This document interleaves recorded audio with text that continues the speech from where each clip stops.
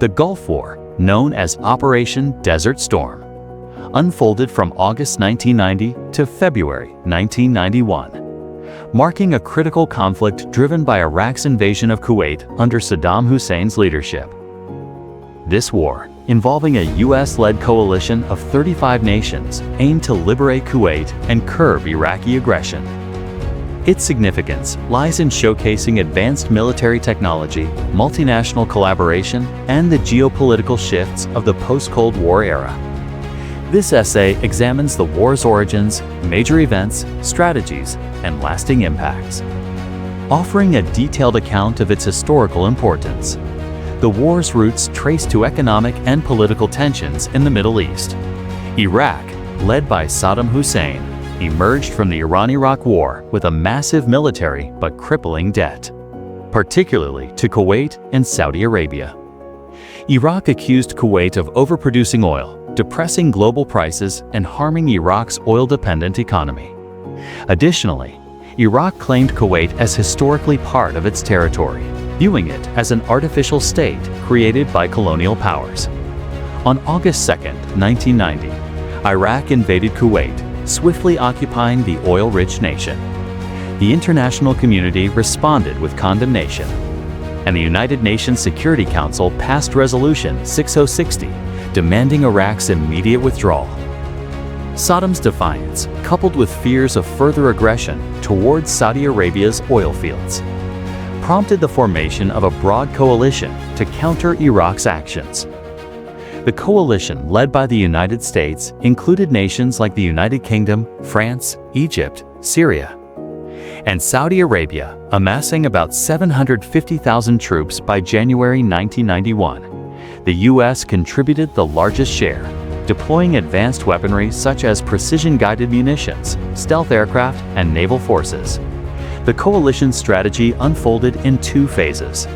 Operation Desert Shield focused on defending Saudi Arabia and building forces, and Operation Desert Storm, the offensive to free Kuwait. Iraq, in contrast, fielded a large but weakened army of roughly 1 million, including the elite Republican Guard. Years of war with Iran, outdated Soviet equipment, and poor logistics left Iraq vulnerable. Saddam relied on fortified defenses, including oil-filled trenches, to obscure visibility, and threatened chemical weapon use, as seen in prior conflicts. Operation Desert Storm commenced on January 17, 1991, with a massive air campaign to cripple Iraqi defenses and infrastructure. Coalition air forces, led by the U.S. Air Force and Navy alongside Allied units, flew over 100,000 sorties, targeting command centers, air defenses, and supply lines. Precision-guided munitions, like laser-guided bombs, enabled accurate strikes with minimal collateral damage. Stealth aircraft, such as the F-117 Nighthawk, hit heavily defended targets in Baghdad. The 38-day air campaign decimated Iraq's military capabilities, achieving air supremacy within days.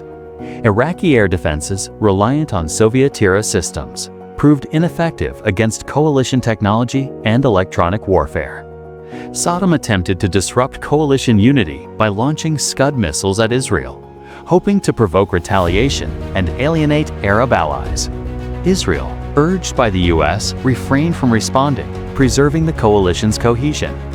The ground offensive began on February 24, 1991, following weeks of relentless bombing. The coalition's strategy, dubbed the left hook, was a brilliant maneuver. While Iraq anticipated a direct assault from Saudi Arabia into Kuwait, coalition forces executed a wide flanking movement through southern Iraq's deserts. General Norman Schwarzkopf led a diverse force, including U.S. Army and Marine units, British armored divisions, and Arab contingents. The ground campaign lasted just 100 hours. Iraqi troops, demoralized by prolonged airstrikes and poor leadership, surrendered en masse. The U.S., the 7th Corps, equipped with M1 Abrams tanks, overwhelmed Iraq's armored units, including the Republican Guard. In battles like the Battle of 73 Easting, by February 27th, Kuwait City was liberated and Iraqi forces retreated. Many along the highway of death, where coalition airstrikes destroyed fleeing convoys. On February 28th, President George H.W. Bush declared a ceasefire, halting the advance. The decision to stop short of Baghdad, avoiding Saddam's overthrow, stemmed from the coalition's limited mandate and concerns about prolonged occupation and regional instability. The Gulf War was a decisive coalition victory, liberating Kuwait with roughly 300 coalition deaths compared to tens of thousands of Iraqi military and civilian losses. It showcased Western military technological dominance and the power of multinational coalitions. However, the war's aftermath was complex. Saddam remained in power, brutally quashing Kurdish and Shiite uprisings in Iraq's north and south. The US and allies established no-fly zones to protect these groups, initiating a decade of sanctions and intermittent airstrikes. The choice not to remove Saddam set the stage for the 2003 Iraq War, a far costlier conflict. Geopolitically, the war reinforced US dominance in the post-Cold War world, but strained relations with some Arab nations due to Western military presence, fueling anti-American sentiment and groups like Al-Qaeda. Kuwait's oil infrastructure suffered severe damage from Iraqi sabotage, including burning oil wells, causing environmental devastation. The war, often called the first televised war, was broadcast live by CNN, bringing real-time conflict imagery to global audiences. This coverage shaped perceptions, emphasizing precision technology while often downplaying Iraqi suffering. It highlighted information warfare's role with coalition use of satellite imagery, GPS, and real-time communications, setting new military standards. Technologically, the war marked a revolution in military affairs, with GPS-guided munitions, stealth technology, and advanced reconnaissance transforming warfare.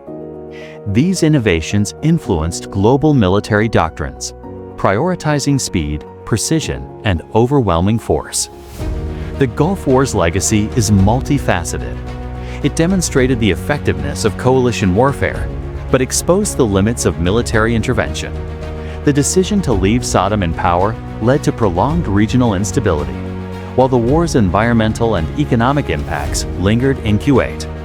The conflict underscored the challenges of balancing military objectives with long-term political consequences.